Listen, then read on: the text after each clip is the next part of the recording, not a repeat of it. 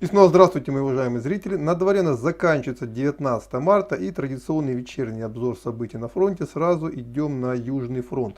Здесь пришла очень интересная информация с севера Николаевской области. Сегодня российские войска были замечены уже на границе Николаевской и Кировоградской области. То есть очень похоже, что после того, как было серьезно нанесено поражение Николаевскому гарнизону, а напомню, в результате удара, ракетный удар, который был осуществлен в первую очередь по позициям, вернее по казармам 79-й аэромобильной бригады, Николаевский гарнизон очень сильно ослаб и на как минимум какое-то время потерял боеспособность. Соответственно, у российских войск в регионе появилось больше возможностей, и они пытаются прощупать позиции украинских вооруженных сил на Кировоградском направлении. Повторяю, сегодня российские, судя по всему, разведка была замечена на границе Кировоградской и Николаевской областей. И также, судя по заявлениям уже представителей Криворожской территориальной обороны, российские части начали прощупывать трассу из Нового Буга на Кривой Рог.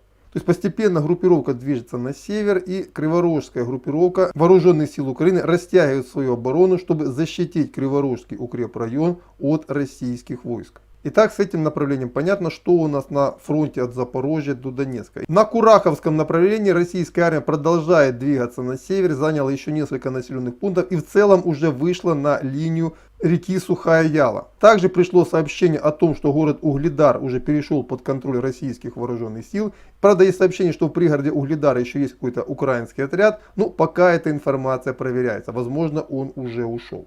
Бои в Марьинке продолжаются упорно, работает артиллерия, все калибры, работает авиация, но пока фронт там не двигается.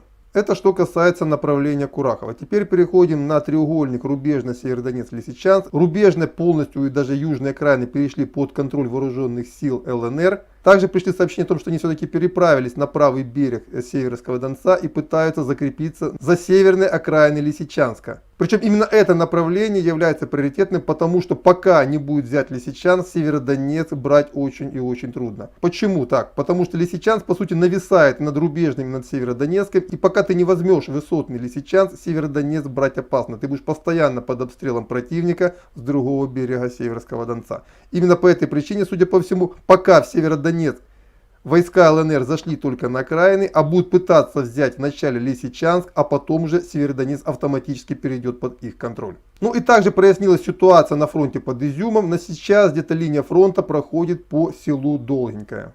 Собственно, там, где мы его предполагали несколько дней назад. Пока движения вперед на этом направлении больше нет. В селе Долгенько укрепился крупный гарнизон ВСУ, переброшенный из Краматорска и Славянска. И пока ему не будет нанесено поражение, дальнейшее продвижение здесь невозможно. Под Киевом бои идут в пригородах Броваров, Борисполя. И также российские войска пытаются развить свой успех на правом берегу реки Ирпень. Они за него зацепились. И они готовят атаку для того, чтобы выбить войска ВСУ с Лютежа, Старых и Новых Петровцев. И таким образом выйти на Выжгород и на плотину Киевского водохранилища. Вот примерно так на сейчас выглядят события на украинских фронтах. Продолжаю наблюдать за ситуацией, и следующий обзор по ним планируется завтра днем. Все на этом пока. До свидания и до завтра.